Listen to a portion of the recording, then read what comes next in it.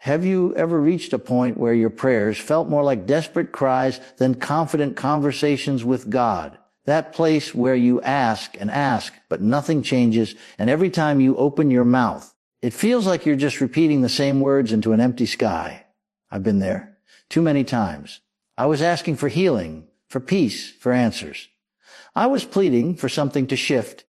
I thought that if I just asked enough, prayed hard enough, fasted long enough, maybe God would finally move. Maybe he'd hear me. Maybe I'd finally be free. But the more I asked, the heavier I felt. I wasn't growing stronger. I was growing more tired.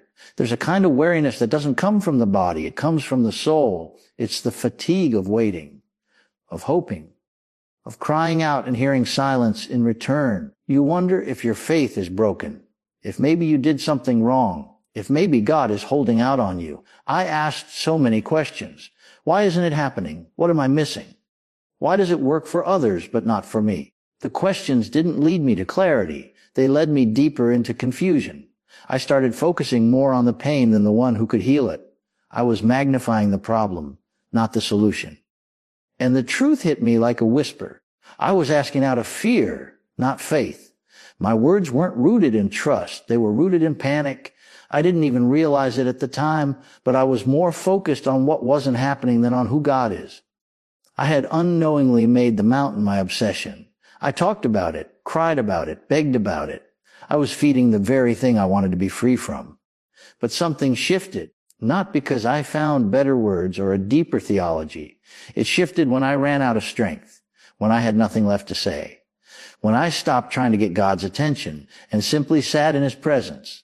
I didn't come to ask for anything that day. I came because I had nowhere else to go. And in that quiet place, something holy happened. I stopped asking and I started worshiping. Worship changed everything. Not instantly, not dramatically, but deeply. It pulled me out of fear and into faith. It realigned my focus. It brought peace back into my storm. And that's why you need to stay with me until the end. Because if you've been begging, striving, and still stuck, there's another way, a better way, a way that leads to healing not just in your body, but in your soul. You don't need more effort. You need more alignment. And it begins when you stop asking and start worshiping. There is a silence that doesn't feel empty. It feels sacred. That's where I found myself. No more pleading, no more striving, just stillness. I wasn't trying to impress God with perfect words. I wasn't chasing a breakthrough. I was just there present, broken but open. For the first time, I wasn't asking him to fix me. I was simply acknowledging who he is. And in that moment, something began to shift inside me, not with noise, not with drama, but with peace, a deep, settling peace that didn't come from answers. It came from surrender. We spend so much of our lives trying to control outcomes, trying to make healing happen, trying to force progress. But real power doesn't come from control. It comes from trust. And trust isn't loud. It doesn't beg. It doesn't perform. It simply rests. That day I stopped seeing God as someone I needed to convince, and I started seeing him as someone I could trust completely. I stopped approaching him like a transaction. I began to worship him like he was enough, because he is. Worship isn't a reaction to everything going right. It's a decision to believe that even in the chaos, God is still good. And when you worship in the middle of your unanswered prayers, something incredible happens. Your spirit starts to heal before your body ever does. That's because worship realigns your heart. It takes your eyes off what's missing and places them on what's eternal. You stop obsessing over what hasn't changed and start resting in the one who never does. There's power in that posture. When you stop needing to see the miracle before you believe, and instead you believe because of who God is, your faith deepens. It grows roots. It becomes unshakable. That kind of faith doesn't wait for circumstances to catch up. It leads them. And it's in that faith-filled space, born not from effort, but from worship, that healing begins to flow. You don't have to know how it will happen. You don't have to fix yourself. You just have to surrender. That's what worship is. It's not weakness. It's not giving up. It's handing over the weight you were never meant to carry. It's choosing to believe that God is working even when you can't see the results yet. It's trusting that he's enough even when your body, your mind, or your life feels broken. That kind of surrender sets you free. It takes you out of the prison of waiting and into the presence of peace. You stop being ruled by fear. You stop being tormented by timelines. You rise above your circumstances because your spirit is anchored in truth. And in that anchoring, healing begins slowly, quietly, deeply. Because where striving ends, grace begins. Where asking stops, worship starts. And that's the moment heaven draws near, not because you demanded it, but because your heart finally made room for it. Keep holding on to that. Something powerful is already happening inside you. Healing begins the moment you stop tying your faith to your feelings. It begins when you stop needing proof to believe and start choosing belief as your foundation. Worship brings you into that space. It lifts your eyes from your wounds and fixes them on the one who never changes. That shift alone carries more power than you realize, because worship doesn't ask for evidence. It declares truth in spite of it. When you speak truth in the face of pain, the atmosphere within you begins to change. Fear loosens its grip. Anxiety loses its voice. Doubt starts to dissolve. What you focus on, you empower. And for so long, your focus may have been chained to the symptoms, the delay, the unanswered questions. But worship redirects your attention. It breaks the cycle of waiting for something to change before you feel peace. It gives you peace now, in this moment, in the middle of it all, not because everything is fixed, but because your eyes are finally fixed on the right thing. You stop measuring God by your pain, and you start measuring your pain by God's presence. That one decision changes everything. There is a quiet kind of healing that moves from the inside out. It doesn't announce itself. It doesn't always happen with lightning or thunder, but it's no less real.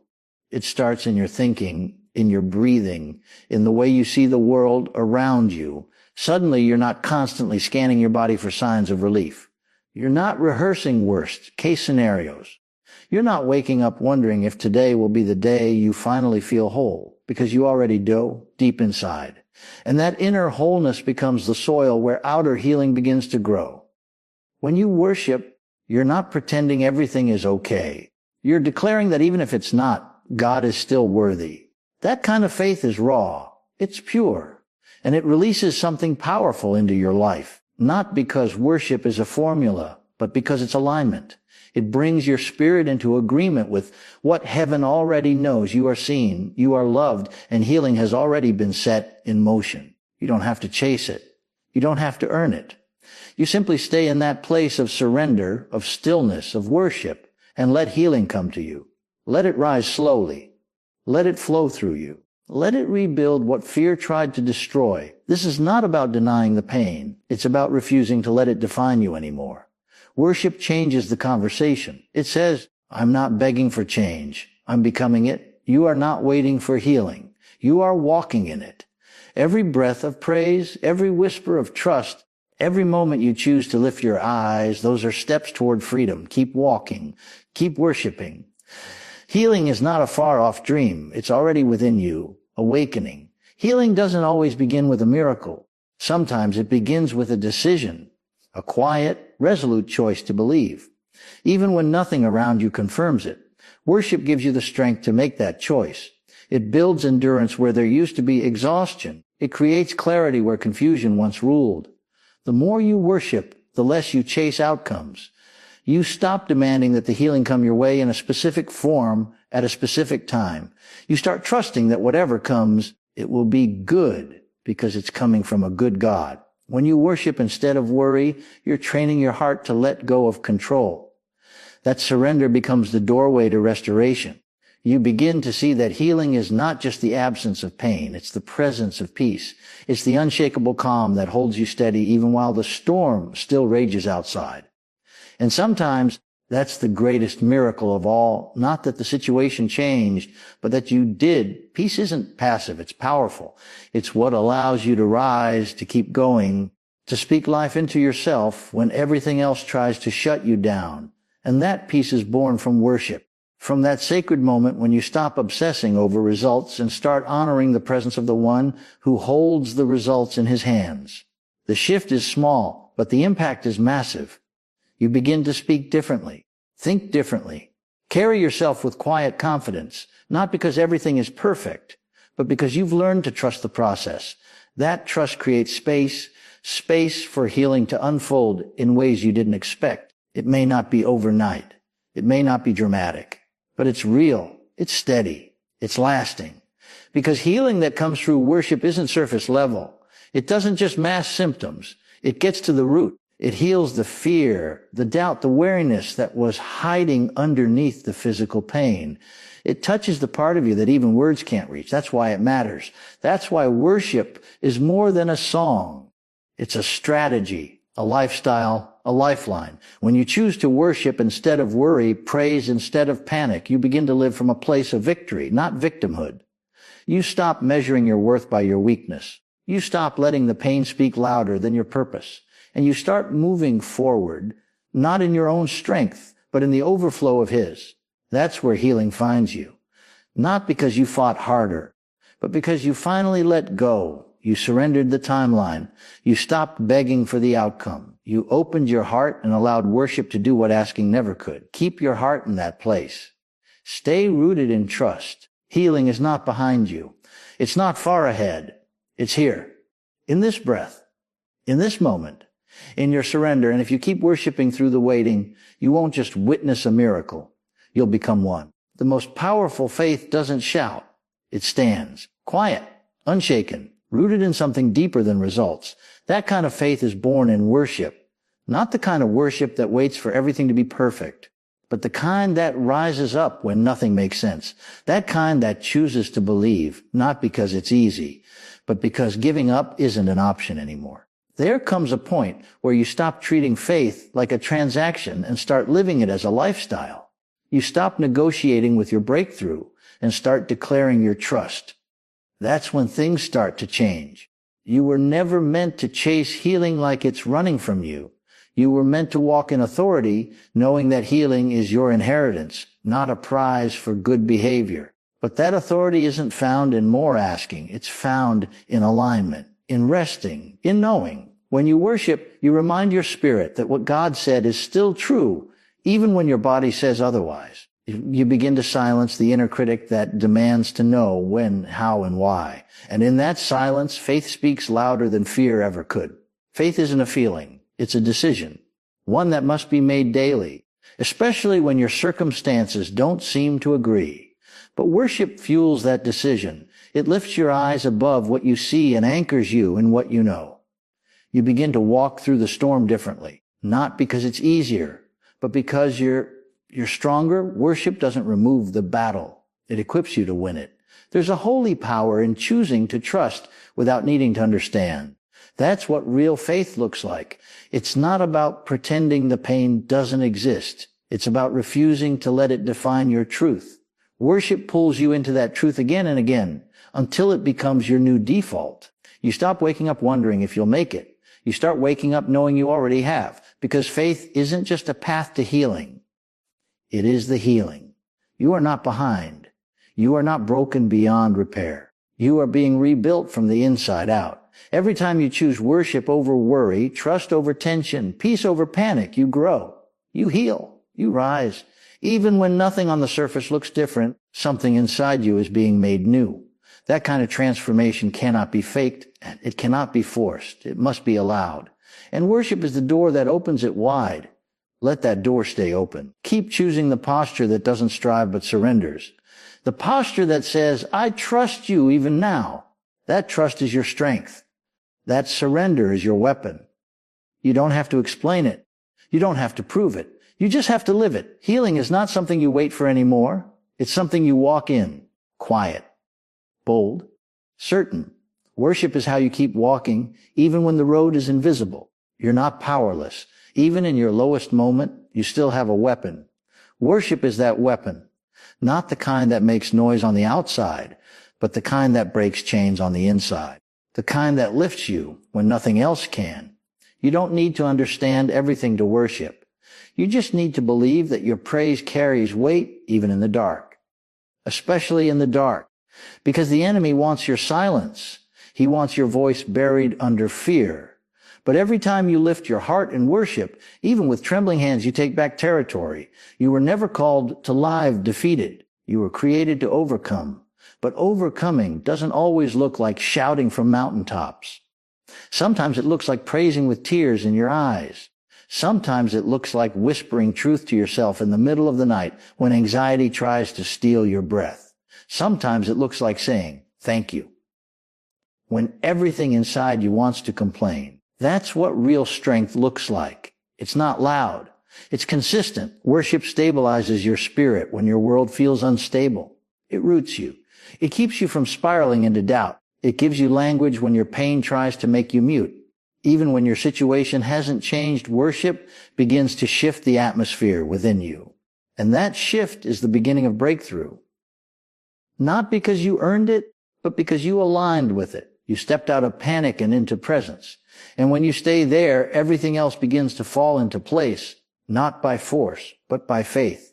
There is no situation that worship cannot reach. No darkness too thick. No weight too heavy, because worship doesn't come from your strength. It draws from His. That's why you're still standing. That's why your story isn't over. That's why you're hearing these words right now, because somewhere inside your spirit is still fighting to believe, still reaching for hope, still choosing to rise when everything tells you to fold. That's power. That's faith. That's worship. And if you feel weak, if you feel tired, if you feel like you have nothing left to give, start there. Start with that. Offer it. Not perfectly. Not beautifully. Just honestly. Your worship is not measured by how strong you sound. It's measured by how surrendered you are. Give what you have, even if it's just a whisper. Even if it's just a moment of stillness with your eyes closed, saying, "I trust you." That is enough. More than enough. Worship isn't the last resort. It's the first move, the highest choice, the clearest path. Keep walking in it. Keep leaning into it. Not because your pain is small, but because your God is bigger. You've made it this far. Not just by surviving, but by worshiping. So don't stop now. Every praise is progress. Every breath of faith is breakthrough in motion. And healing will not be denied to a heart that refuses to give up. This is the moment everything begins to shift. Not because your circumstances change instantly, but because you do. You've reached a turning point. Not a pressure, but a posture. You're no longer begging for breakthrough. You're becoming it. You're no longer hoping healing will find you. You're aligning your life to walk in it. That alignment doesn't start with answers. It starts with worship. It starts with honoring the one who never left, even when the silence was loud, even when the waiting felt endless, even when nothing made sense and you had every reason to doubt. You stayed. You kept your eyes up. That alone is a miracle. Now is not the time to retreat. Now is the time to rise. Because when worship becomes your default response, healing becomes your natural outcome. You're not striving anymore. You're standing not on shifting feelings, but on unshakable truth. You're walking by faith, not blind faith, but bold faith. The kind of faith that says, even if I feel nothing, even if I see nothing, I will still worship because I know who He is. That kind of resolve changes everything. It rewrites your identity. You're not a victim waiting for a miracle. You're a vessel carrying one. Every time you choose worship, you're saying no to fear. You're saying no to shame. You're refusing to let your past dictate your future. You're telling your pain, you don't get the final word.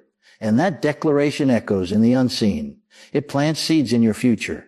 It establishes a new normal. One rooted not in anxiety, but in assurance.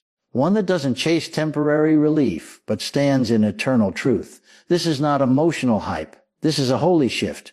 You're no longer waiting for the atmosphere to change. You are the atmosphere. Your praise breaks chains. Your surrender disarms fear. Your faith disrupts patterns that tried to keep you stuck. And this isn't about pretending to be strong. This is about finally realizing that strength was never something you had to manufacture. It was something you were born to carry. Worship reveals that. It reminds you that you're not powerless. You're not abandoned. You are backed by something greater than what's been against you. So take a breath. Feel that quiet confidence building. That's not denial. That's discernment. That's the voice of truth rising above the noise. You're not being crushed. You're being refined. You're not being overlooked. You're being prepared. And through it all, your worship is speaking louder than your wounds.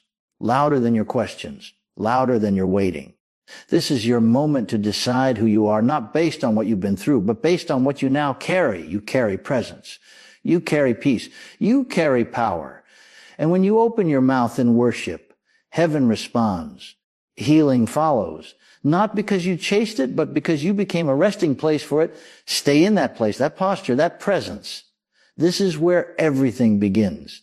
And nothing can take it from you now. You were never meant to carry the weight of healing on your own.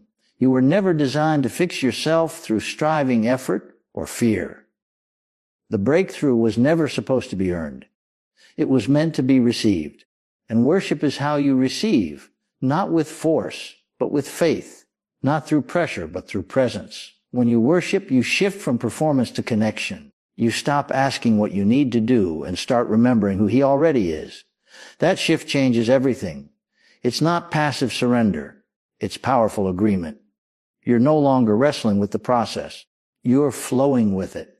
There is strength in your stillness, power in your peace, not because your storm has ended, but because you've stopped letting it define you. You are no longer the one who needs constant answers to feel safe. You've become the one who trusts without needing to understand. That's a new identity. That's a healed mind.